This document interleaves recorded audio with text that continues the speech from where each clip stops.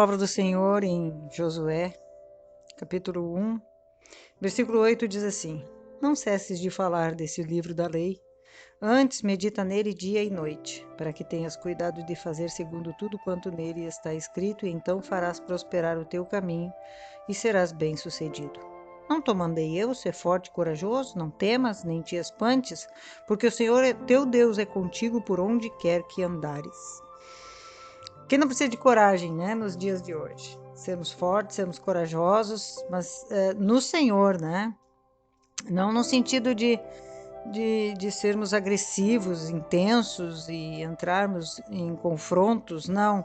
No sentido de ter fé e permanecer firme, permanecer confiante e animado, mesmo que as circunstâncias nos pareçam difíceis ou contrárias.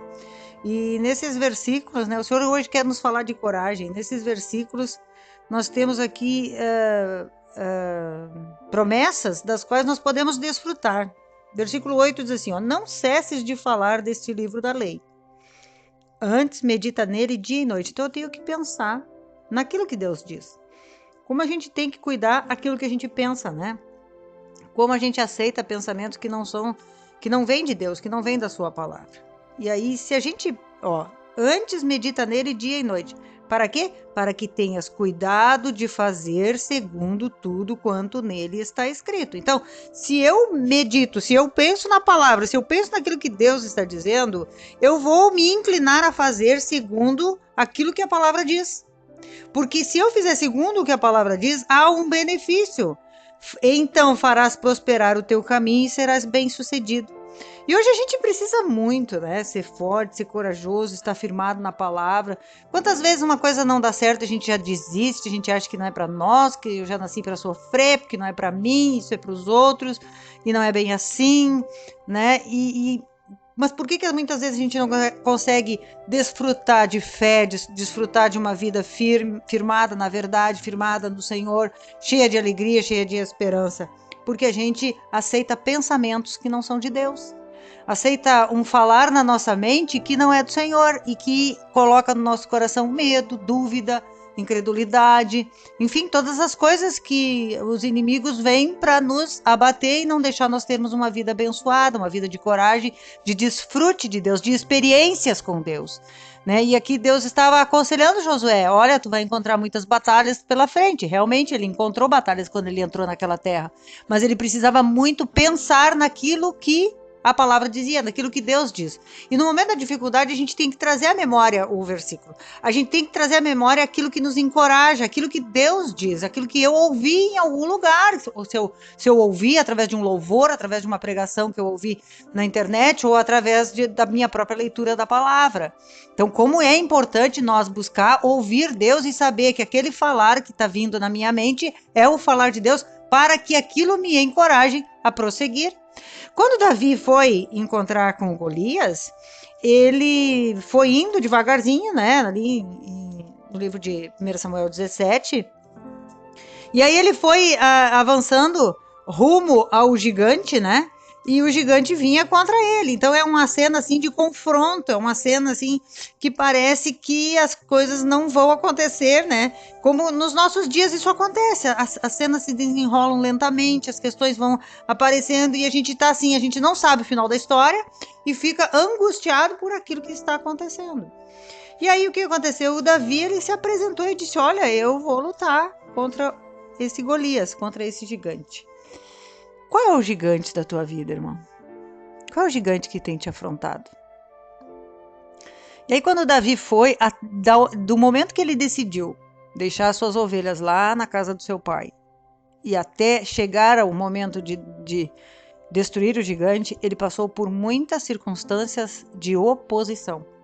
Muitas coisas que vieram para que ele desistisse. O irmão dele, Eliabe, disse, né, o que tu quer aqui? Vai lá cuidar das tuas ovelhas, né? Tu não é nada. Ele começou a desprezar Davi, botar Davi para baixo, né? Olha o serviço que tu faz. Tu não é chamado para ser guerreiro, tu é chamado para cuidar de ovelha, né? Tu não foi chamado para fazer isso. Teu serviço é menos, tu é menos daquilo que tu pensa. Aí depois quando ele chegou no outro irmão, o outro irmão disse para ele assim: eu conheço a tua presunção. O que é presunção? Presunção é valor elevado sobre alguma coisa ou sobre si mesmos. Qual o valor, irmão? Qual o valor, amado, que tu tem diante de Deus? Qual o valor que tu acha que tu tem na presença de Deus? Primeiro, tu é filho amado. E o teu valor tu vai conhecer quando tu conhecer a palavra mais profundamente. Mas não esqueça, tu és filho de Deus. E todo filho é amado, porque Deus é amor.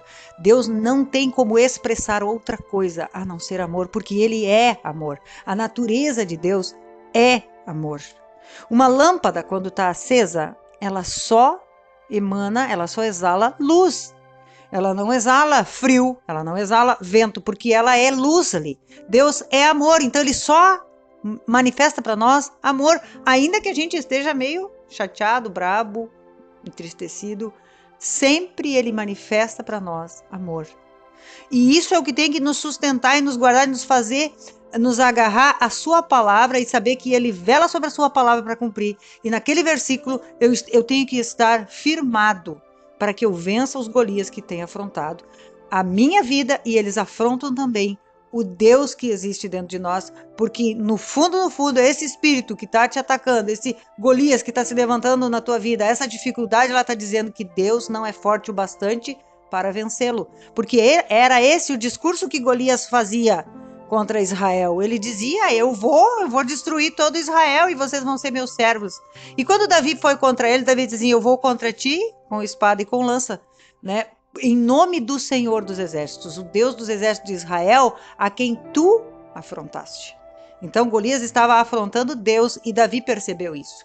Então é isso que os nossos desafios, os nossos gigantes que nós temos pela frente, eles não vêm somente desafiar a nós, mas eles desafiam a presença de Deus que está dentro de nós. E aí, quando o irmão de Davi disse para ele, eu conheço a tua presunção, Davi disse assim, mas eu só fiz uma pergunta, quer dizer, eu sei o valor que eu tenho diante de Deus. E aí Davi foi para o outro passo, né? Foi falar com Saul. Quando ele foi falar com Saul, Saul botou as armaduras nele, e ele disse, olha, eu não consigo caminhar com isso. E aí, quando ele chegou, que ele se aprontou, Davi estava firmado naquilo que ele era. E aí o Saul disse, não, mas olha, eu acho que a peleja aí, tu não vai conseguir. E aí ele disse, o teu servo venceu um leão e um urso. Isso é o que tem que nos sustentar, irmãos, na hora da dificuldade. Quero trazer à memória o que me dá esperança. Todas as tentativas, todas as coisas, todas as experiências que tu teve com Deus, tu deve chamar à tua memória. E aí a gente pode dizer assim, mas eu não tive nenhuma experiência com Deus. Vai para a palavra e cita aquilo que está escrito na palavra, a promessa de Deus. Porque tu és filho amado e ele vai cumprir a sua promessa. E se ele fez com Davi, ele pode fazer contigo, porque Deus não faz acepção de pessoas. Certo? Então, e às vezes a gente vai contra o Golias, mas a gente tem alguma dúvida. E aí ele vem e a gente aceita e a gente é derrotado. Não, nós temos que estar com os nossos pés firmados na verdade. Por isso que lá em Josué disse, medita de dia e de noite para que tenhas o cuidado de fazer segundo tudo quanto está escrito. Então farás prosperar o teu caminho e serás bem sucedido. Então tem que agarrar a palavra, ela como vida e não duvidar da verdade. Mas para que eu tenha isso como vida, eu tenho que saber quem eu sou diante de Deus. Quem eu sou? Isso eu preciso buscar em oração, buscar esta revelação, buscar intimidade com Deus, para que eu saiba o que eu sou diante dele, o que ele fez por mim. Irmãos, esses dias eu ainda ouvi, a palavra do Senhor diz assim, não fostes vós que me escolhestes a mim, pelo contrário, eu vos escolhi a vós outros. Então, não fomos nós que fomos ao encontro de Deus. Foi Jesus que veio ao nosso encontro. Foi Jesus que nos encontrou. Vejam a importância que nós temos, que nós somos. De todos os 7 bilhões que existem na face da terra, nós já fomos aqueles que foram escolhidos. Não interessa se tu tá numa congregação, se tu tá abatido, se tu tá desanimado, se tu tá desviado da presença do Senhor, se tu tá em outros caminhos, se tu agora tá em pecado, se achando que tu é impuro, que tu não é digno do amor de Deus. Deus te ama do jeito que tu és e Ele te quer na sua presença para derramar sobre a tua vida as riquezas dele, as bênçãos. Deus tem o melhor para nós. Teremos Golias? Claro que sim, mas são os Golias que vão trazer as experiências. E a palavra de Deus diz que as experiências é o que produz esperança. Então nós precisamos nos levantar contra os Golias, sempre firmados na palavra do Senhor. Vejam como é importante a gente conhecer a palavra, para que na hora da dificuldade a gente esteja com os pés firmados na rocha, firmados naquilo que Deus diz e nos tornar inabaláveis. Como estava Davi diante do Golias. Golias era um gigante, Davi era pequeno. Ninguém acreditou em Davi, nem Saul, que era rei, nem os irmãos dele, da própria casa dele. Ninguém acreditou, mas Davi sabia que ele era diante de Deus. A gente precisa saber, ter essa realidade. Quem eu sou diante de Deus? Eu sou um filho amado, do qual Deus quer se revelar a mim e fazer grandes obras dentro de mim e através de mim. Todos nós precisamos buscar essa realidade. Todos nós precisamos ter essa realidade de que nós somos amados. E que se nós não temos nenhuma experiência com Deus, vai para a palavra, vai ler na Bíblia o que Deus fez na vida de Davi, o que Deus fez na vida de José e tantos outros personagens, de Abraão, de todos os personagens bíblicos. E se Deus fez na vida deles, a Bíblia diz que Deus não faz acepção de pessoas. Ele pode fazer na nossa. Então a gente precisa estar firmado nessa verdade. Que nesse dia o Senhor fale ao teu coração, que essas palavras venham entrar no teu coração, em nome de Jesus, produzindo a fé, produzindo a esperança, produzindo o ânimo, a alegria que Deus tem para nós. Senhor, nós clamamos para que a tua realidade, da tua verdade, Senhor, venha ser vida nos nossos corações. Que essa vida nos impulsione, Senhor, a sermos fortes, corajosos e que possamos, Senhor, em nome de Jesus, levar a tua verdade a todos os que estão necessitados. Esse rio maravilhoso que transborda e que gera vida aonde passa. Assim tu diz na tua palavra. Por isso, em nome de Jesus, vem sobre este amado. Fortalece o coração, anima, Senhor, o seu coração, para que ele esteja, Senhor, na tua presença, desfrutando da tua verdade.